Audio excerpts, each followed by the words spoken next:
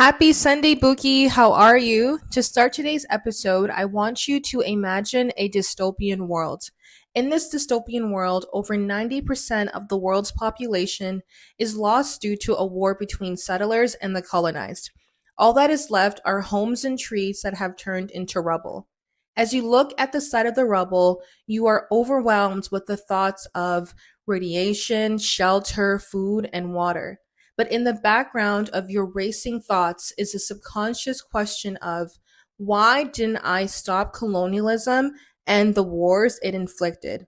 Prior to reading the book, One Day Everyone Will Have Always Been Against Us by Omar El Akkad, I expected Omar to start a literary discussion on how the world gets lost in the complicitness surrounding colonialism. After reading this book, I can say that he did a great job in starting this conversation. Now, before I explain why, I want to give a breakdown of today's episode. In the beginning of today's book review, I'm going to start with a brief synopsis of the book. Then I'm going to dive into whether or not Omar successfully answered the question, why wouldn't the world regret its complicitness with colonialism? After this, I'm going to let you know if I loved or hated the book and whether I recommend you read it. Now, let's begin. So One Day Everyone Will Have Always Been Against This by Omar El Akkad is a non-fiction book that follows the life of the author Omar El Akkad to spotlight the experiences that unveiled to him the disillusionment of the West. Now, you may be asking yourself, what is the disillusionment of the West? Before I answer this question, I want to note that the answer to this question will be a spoiler, so please skip this if you don't want to be spoiled. Okay, so the question was, what is the disillusionment of the West? To answer this, in the book, Omar states that, in quotations, and there's a thick thread of narrative by well-meaning white Westerners that exalts the native populations in so many parts of the world for standing up for the occupiers, makes of their narrative a neat reflexive arc in which it was always understood by the colonizer and the descendants of the colonizer that what happened was wrong. It's a comfortable thing, this narrative, and at most susceptible to whatever the West is. I want so dearly to partake in it. But it's a fiction, the most malicious kind, a fiction of moral convenience. This can be found on page 18. In other words, the histories of brutalization and assimilation experienced by colonized peoples is often overlooked as a result of the white Westerner proclamation recognizing its occurrence. Throughout the course of the book, Omar El Akkad provides more examples of this disillusionment. However, to not spoil the book, I encourage you to read it and learn more. Now, let's get into my primary uncertainty of the book, which is whether Omar started a literary discussion on why the world would regret its complicitness with colonialism. In the beginning of the book, I felt the book was reading as a memoir. Omar opens with a personal anecdote of his time living in Qatar and his first interaction with war. This war turned out to be the first Gulf War. Despite the horrors associated with the first Gulf War, Omar doesn't provide insight into the emotional impact it had on him and other Arab communities. So we're unable to read about the opinions and perspectives Arab people had on the first Gulf War. Although this may have been intentional, I would have loved to know their perspectives and stories, especially since he is giving a personal recount of living through this war. This is more of a personal desire. Reason being, I enjoy listening to other people's stories and opinions because sometimes these opinions and stories can be insightful and informative. Despite not having this, I still remained intrigued during my reading experience. So even though we aren't given insight into the emotional toll this had on a young Omar, we do know this opened the veil of the West disillusionment. I believe this unveiling starts when he writes, rules, conventions, morals, reality itself all exist so long as their existence is convenient to the preservation of power. found on page 15. In a short summary, Omar illustrates how the West perpetuates their own rules, morals, and conventions to propel their own wealth and preserve their power. For example, Omar writes, they arrive in the form of British and French soldiers to the part of the world I'm from. They come to the Salvadorans and Chileans and Iranians and Vietnamese and Cambodians in the form of toppled governments and coups over oil revenue and villages that had to be burned to the ground to save them from some otherwise terrible fate. They arrived at the turn of the 20th century to Hawaii. They come to the indigenous population eradicated to make their way for what would become the most powerful nation on earth, and to the Black population forced in chains to build it, severed from homes. This can be found on page 28. Fortunately, Omar believes that people will begin to see the colonial behaviors of European nations, including the United Settler States of America. Now, the question is, why does Omar believe one day this will happen rather than now? I believe Omar fundamentally believes this as a result of the value systems within colonial institutions of nations like the United Settler States. As mentioned in the book, if the Vice President of the United Settler States of America, namely Mike Pence, can write messages of support on bombs in the name of colonialism, I don't think you need more of an explanation to understand the colonial support of European founded nations. Ultimately, the value systems within these nations reward a colonial mindset, which is to annihilate, conquer, and control. As a result, the actions like what Mike Pence demonstrated go unscathed, and onlookers who inherently gain from the colonial system replicate his behavior. I believe it's time that we see the value system of European founded colonial nations, and to understand the violence it perpetuates isn't inflicted as a result of fear for safety, but for the yearning of control.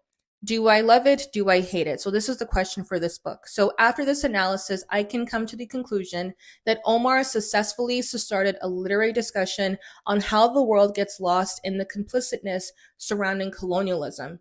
As a result, people will become more educated on the value system of these European founded nations and advocate for the eradication of colonial driven wars. Knowing all of this, I can say that I love the book since Omar uses his personal experiences in real life events to assist with the reader's analysis of colonialism and its vile value system. In addition to this, I enjoyed the casual writing style of Omar. Specifically, his recounts of his personal experiences made me feel connected to him as a writer, especially once I learned that he lived in Canada for a portion of his life. In comparison to the book I reviewed on Thursday, I was not overwhelmed with historical events. Instead, it was an easy read that I think you will enjoy during your commutes, in your time at a cafe or time home. Therefore, I highly recommend you read the book. One day, everyone will have always been against this. And I actually have the book right here. So, publishing news. So recently, there are a few reports stating that BIPOC representation in young adult fiction is stagnating. Specifically, there is still a significant gap in the debut Black young adult fiction books in comparison to their white counterparts.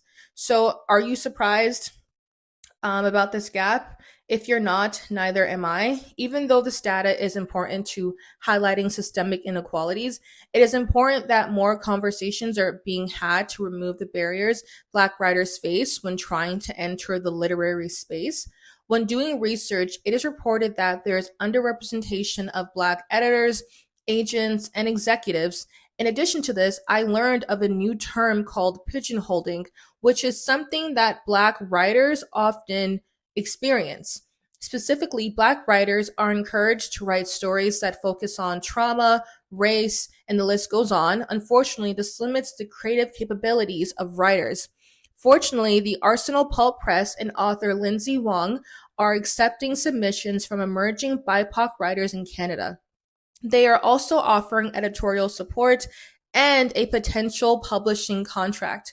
Well, I hope Lindsay Wong and her team at the Arsenal Pulp Press don't pigeonhole Black Canadian writers. Um, Side note, I will be doing one or two book reviews of Lindsay Wong. I won't say which books I would review because I want it to be a surprise. I love BIPOC books and I love BIPOC writers. I feel like their stories offer a fresh perspective, and there are such creative individuals that need um the support, all the support that they can get. And yeah, I love Black creators and what they have given to the world thus far. So I'm definitely excited. And what makes it even more special is that these BIPOC writers are from Canada. And it's great to see BIPOC writers from here given the opportunity to, you know, express themselves in a creative way through literary. And I'm excited to see what's in store for the Arsenal Pulp Press. So next we're gonna transition to manga. So in addition to this, I have some very cool news for my manga fans. So Titan Manga has gained the rights to a manga adaptation of the Japanese mystery horror novel Strange Pictures by Uketsu. So this is reportedly set to be released in June 2026. So this is this year, June 2026.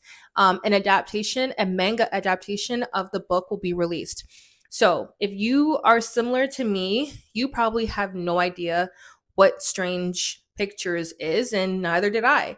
So I'm going to give you some context and a synopsis of this book. So, Strange Pictures is a 2022 novel by Japanese YouTuber and writer Uketsu, published by Futabasha. So, an English translation was published in 2025. So, what is this book about? So, the book contains several dark stories concerning various characters like members of an occult club in college, a journalist, and a school teacher. Each riddled with clues, the stories are all connected in ways the readers must discover. So, I'm not, I can't say that I'm not a fan of manga because I've never read it. And now that I'm doing my podcast, I want to make sure that I read everything and that I'm really diversifying, my reads. So this is something that I'm definitely going to get into, and it's going to be pretty easy for me because I have two of my siblings love manga. So I'm literally going to ask them to send over some manga books so that I can really get into this. Because it's the storylines and the plot lines seem to be very interesting, and I'm excited to read a new genre. If you know me, I love my nonfictions and my historical realistic fictions. Like, that's my thing. But I'm also excited to also get into the more creative, fictionalized storytelling. That's manga inspired. So that's something that I'm excited for, and hopefully you are too. If you guys know of any great manga books that I can start and that I can read, please let me know in the comments because I would love to get into this world of manga and see what it's all about. So, publishers are expecting to see an increase in translated work from Asian languages throughout 2026. And I can say that I'm excited because this does not restrict the amount of books or the books that we read. And it'll also give us an opportunity to read fresh perspectives from the Asian diaspora and see their creativity and the stories that they tell. Now I want to transition to a new segment that I'm excited to add in my podcast. And this segment is called Take It Out on the Book. So, this will give readers the opportunity to share their disappointments and dislikes of a book they have recently read. And this will help us to determine whether we should read it. So, if you're interested in participating, please send in an audio clip to my email in the description. So, yeah, I'm really excited for this segment because I feel like this will allow, listeners to also be a part of my podcast And so I think this is also good to at least the burden of, telling you guys that the book isn't good doesn't just fall on me. It's something that everyone else can also share through my podcast. So I'm excited for that. And also, I'm really interested to know what books you guys are currently reading. I have a list of books that I'm reading. For example, next week, we are going to be reading about the motherland, Africa. And I'm excited. I'm excited about that because at least we can be able to really dive into African culture pre colonial and to really see, what happened after colonialism and its impact on African culture. So I'm excited for that too. So I know it's a topic that people stray away from, but I feel like as a Black person, it's so important for me to know, where I'm from, the cultures that, my ancestors existed in and were a part of and helped create. So I'm excited also to read these two books on African culture, African history. I'm excited for that. And there's so much more books that I have in store for this year. I'm truly so excited. I also have new things that are in the works too that I'm excited about. And I'm excited of growing, growing this podcast and, connecting with those who have a similar passion to mine, creating new friendships, creating new friendships with you guys, and connecting with you guys, and we sharing our own perspectives and what we enjoyed and what we didn't. So if there's any books that you guys are reading that you feel like I may have an interest in, please share, because sharing is caring. I'm just joking, but no, please share, because I definitely want to make sure that my book reflects the interest of you guys, my audience, my subscribers, my community. So yeah. In addition to this, but I'm really interested to see whether or not if there would be any like sort of like movie adaptations on Black novels, or not Black novels, but like BIPOC novels. I feel like the movies, when I go on Netflix, for example, and I want to watch a new show, I'm really bored. I feel like a lot of the movies and their storylines are very redundant and they lack inspiration. And this is why I'm so proud of, basing my podcast on BIPOC creativity, because I feel like more BIPOC stories need to be on film, because the only time I went to the movies was to watch Sinners, because it was from the movie was produced by a Black writer and directed by a Black director, and produced by a Black person as well, I think. So I just want to see more Black creativity in spaces, because I don't understand the rhetoric of undervaluing their voices. Doesn't make much sense to me. But yeah, everything that I see so far is uninspiring, uncultured, very boring, not much creativity. And I'm hoping that,